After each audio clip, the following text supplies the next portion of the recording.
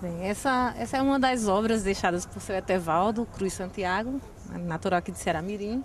Ele deixou essa coruja em homenagem aos professores, certo? Foi feita em 2005 e antes da sua morte, né? Ele faleceu em 2006 e deixou essa homenagem aqui de frente à Direde, aqui do município de Ceará-Mirim, em homenagem a todos os professores. A escultura é feita em concreto armado. O seu Etevaldo trabalhava com barro e também trabalhava com concreto. A coruja, ela simboliza os professores porque ela é o símbolo da filosofia. Então ela é o símbolo da sabedoria, por isso essa homenagem aos professores. Bem, seu Etevaldo, ele tanto modelava, né, como ele esculpia e fazia alto relevos, baixos relevos. Depois, mais na frente, nós vamos ver um trabalho dele em alto relevo, né, que ele fez em homenagem aos verdes canaviais. E essa coruja, por exemplo, ela é feita em concreto, ela não é feita no barro, ela é toda feita em concreto armado. Ele fazia uma estrutura de ferro e em seguida ia moldando com o cimento, o concreto armado, e depois ele fazia o entalhe e dava o acabamento com o entalhe. Por isso ele esculpia, ele modelava e esculpia. Pronto, essa é outra escultura de seu Etevaldo, deixada aqui em Ceará-Mirim, ao lado da igreja de Nossa Senhora da Conceição. E também ela é feita em concreto também. E segundo seu Etevaldo, eu perguntei para ele se ele modelava no concreto, né? Como é que ele fazia? Ele modelava no cimento? Ele disse que não. Ele fazia a ferragem, né? Fazia toda a modulagem em ferro. Depois ele enchia com o cimento, com o concreto, e depois ele talhava. Então, ao mesmo tempo que ele modelava, depois ele esculpia. Então ele usava as duas técnicas de construção. Ele fazia a modelagem e depois a escultura, né?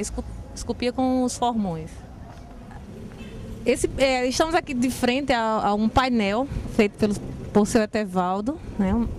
E eu estive aqui nesse lugar em 2003, quer dizer, há 7 anos atrás, 8 anos atrás, e assim, estou impressionada com a situação que se encontra esse trabalho feito por esse artista aqui da cidade de Ceará-Mirim.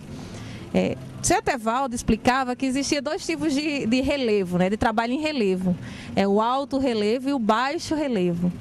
No caso aqui, ele disse que ele emassou a parede inteira, certo? Fez uma massa e depois ele saiu cavando. Então ele fez um baixo relevo, né? Primeiro ele colocou a massa e depois ele foi cavando e ele fez um baixo relevo, né? Ele deixou isso bem claro quando ele estava me explicando aqui em 2003.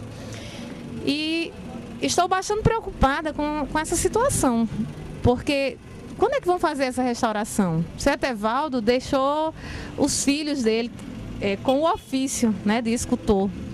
Ele ensinou o ofício para os filhos dele. E seria interessante que alguma autoridade da cidade, a prefeitura, ou outro órgão, se interessassem na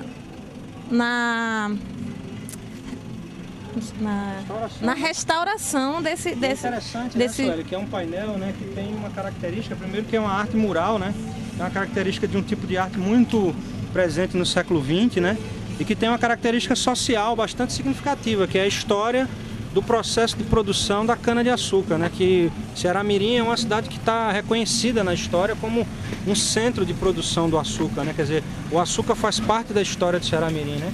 De certa maneira, o painel conta essa história da cidade. Quer dizer, e de repente você vê que o painel está entregue, a prefeitura não tem o interesse de repente restaurar essa obra, né? Isso mostra o descaso realmente que o poder público muitas vezes tem diante de um elemento tão importante da cultura da cidade, que é a arte, né?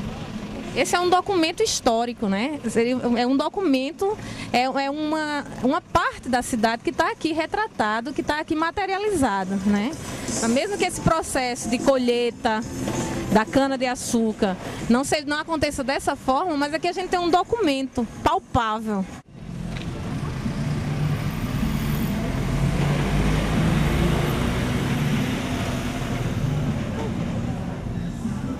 Essa parte está bem